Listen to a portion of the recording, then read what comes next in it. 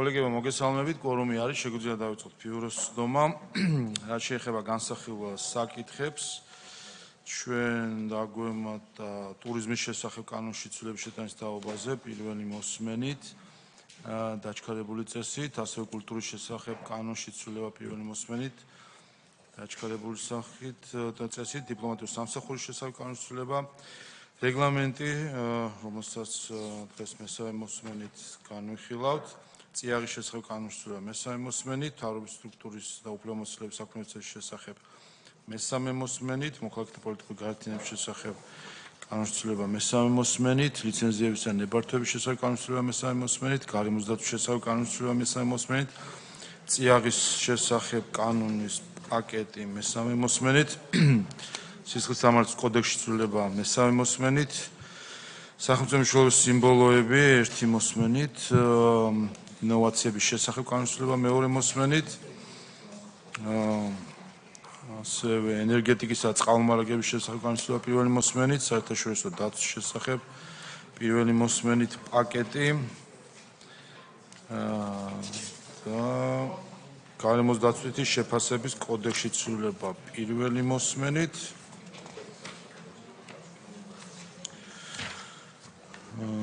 და ქალთა ბავშვთა საკითხებზე მომუშავე პარლამენტის დროებითი კომისიის შექმნის შესახებ დადგენილებას წარმოადგენთ ასევე და ევროპისა საინვესტიციო ბანკს შორის ფინანსური ხელშეკრულების ცვლილების რატიფიცირება, ბოლოს საკითხი განსახილველი მსოფლიო სავაჭრო ორგანიზაციის საფუძვლად მარაკეშის შეთანხმების ცვლილების ოქმის რატიფიცირება. რაც შეეხება ახალ საკანონმდებლო ინიციატივებს. დღის წესრიგში უკვე შევიტანეთ ქალთა და ბავშვთა საკითხებზე მომუშავე საქართველოს პარლამენტის დროებითი კომისიის შექმნის შესახებ პარლამენტის დადგენილების პროექტი, როგორც მოგეხსენებათ, ჩვენ გენდერულ საკითხებთან დაკავშირებული ცვლილებების პაკეტით გენდერულ საკითხთა საპარლამენტო საბჭო გაუქმდა, ასევე იცით რომ ახალი რეგლამენტითაც საპარლამენტო საბჭოები ზოგადად როგორც ასეთი ინსტიტუტი უქმდება, მის ნაცვლად კონსტიტუციით გათვალისწინებული დროებითი კომისიების მოწესრიგება უფრო მარტივდება, ადვილი და ასე ვთქვათ მოქნილი არის იმ მხრივ რომ იყოს გამოყენებული პარლამენტის მხრიდან, აქამდე ფაქტობრივად დროებითი კომისიის ინსტრუმენტი არ ყოფილა გამოყენებული გარდა ტერიტორიული მთლიანობის აღდგენის კომისიისა, რომელიც ცალკე არის გათვალისწინებული რეგლამენტში და ჩვენ თავიდანვე განვაცხადეთ ჩვენი განზრახვა, რომ დროებითი კომისიის სახით შეიქმნებოდა ქალთა და ბავშვთა საკითხებზე მომუშავე საპარლამენტო კომისია. ჩვენ პარალელურად ახლა განვიხილავთ რეგლამენტის ცვლილებას, რომელსაც დღეს მესამე მოსმენით მივიღებთ, თუმცა ის ძალაში 1 ივლისიდან შევა.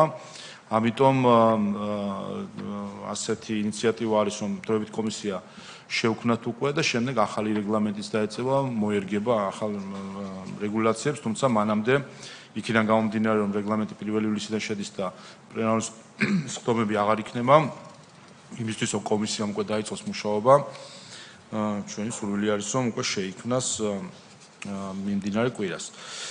შემდეგი გახლავთ მეორე საკითხი, საქართველოს პარლამენტის დადგენილების პროექტი, საქართველოს პარლამენტის განცხადება ამერიკის შეერთებული შტატების წარმომადგენელთა პალატის მიერ მიღებული ეგრეთ წოდებული მეგობარი აქტის შესახებ. დღეს საზოგადოებამ ნახა პრემიერ-მინისტრის წერილი ამერიკის შეერთებული შტატების პრეზიდენტის მიმართ, რომელიც მათ შორის ეხება მეგობარი აქტის საკითხსაც.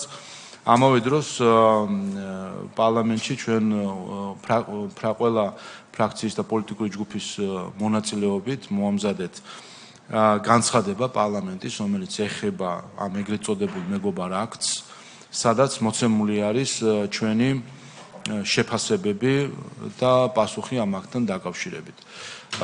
ინიციატორები გახლავართ ერთის ხომ მე როგორც პარლამენტის თავმჯდომარე და ასევე ყველა ფრაქცია პოლიტიკური ჯგუფის ხელმძღვანელი, ამიტომ სრულიად პარლამენტის სახელით არის ინიცირებული.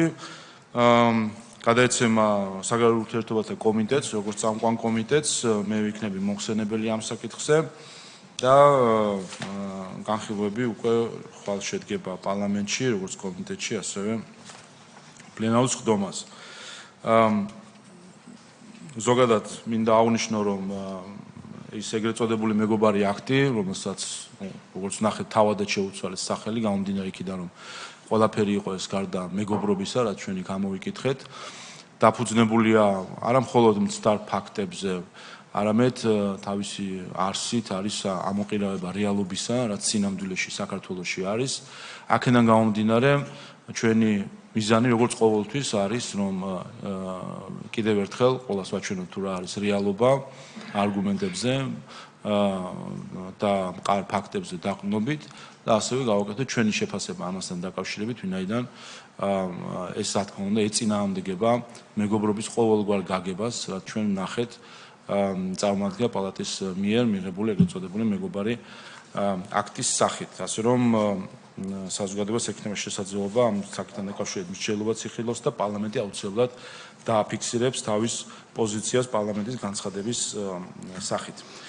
შემდეგი გახლავთ ზოგადი განათლების შესახებ კანონში ცვლილების შეტანის შესახებ პროექტი. განათლების კომიტეტი წამყვანი რეგიონული პოლიტიკის სავალდებულო დასკვნის. ეცემა შესაბამის კომიტეტებს უმაღლესი განათლების შესახებ კანონში ცვლილება. აქ განათლების და მეცნიერების კომიტეტი წამყვანი რეგიონული სპორტის კომიტეტის სავალდებულო დასკვნისთვის და მოთხოვნა დაჩქარებული წესის განხილვას. თხოვთ დაჩქარებულ განხილვას. მანამდე ბატონ გისმენთ. გამომდინარე იქიდან, რომ ამ კვირაში ვერ მოესწრება დაჩქარებული წესით განხილვა, უნდა გადავიტანოთ ეს საკითხი შემდეგ პლენარული სხდომისთვის, მაგრამ დაჩქარებულს ითხოვს ინიციატორი გამომდინარე იქიდან, რომ საკითხი ეხება წარმატებული სპორტსმენების ეროვნული გამოცდების გარეშე ჩარიცხვას სპორტის უნივერსიტეტში შესაბამის დისციპლინებში მიღწეული წარმატებების მიხედვით და გამომდინარე იქიდან, რომ უკვე ახლოვდება უმაღლესში საბუთების წარდგენის პერიოდი, შესაბამისად დაჩქარებული არის ამ მიზეზით მოთხოვნილი. კი ბატონო, შესაბამისად გადაწყვეტილება მივიღოთ, რომ შემდეგ სასიო კვირასთვის იყოს ეს დაჩქარებული, ხო? მადლობთ. საორგანიზაციო საკითხებსაც შეეხება არის დარგობრივი ეკონომიკის კომიტეტის დადებითი დასკვნა კომუნიკაციურ კომისიასთან დამოკიდებლად არსებული მომხრეთა ინტერესების საზოგადოებრივი დამცველის 2024 წლის ანგარიშზე, ასევე დადებითი დასკვნა დარგობრივი ეკონომიკის კომიტეტის 23 წლის ანგარიშზე. წარმოდგენილი არის საკანონმდებლო ფონდის მონაცემთა დაკავშირებული წლის ანგარიში, ასევე საქართველოს ინოვაციებისა და ტექნოლოგიების სააგენტოს ანგარიში 24 წლის, რომელიც გადაეცემა დარგობრივი ეკონომიკის კომიტეტს და საფინანსო საბიუჯეტო კომიტეტს. შემდეგი გახლავთ საკანონმდებლო წინადადება სამშენებლო ომბუდსმენის შესახებ, გადაეცემა დარგობრივი ეკონომიკის კომიტეტს. და ბოლო გახლავთ ინფორმაცია ლობისტის მხრიდან გაწეულ ხარჯებს. სხვა საკითხები თუ არ არის, გადავინაცვლოთ სხდომათა დარგში.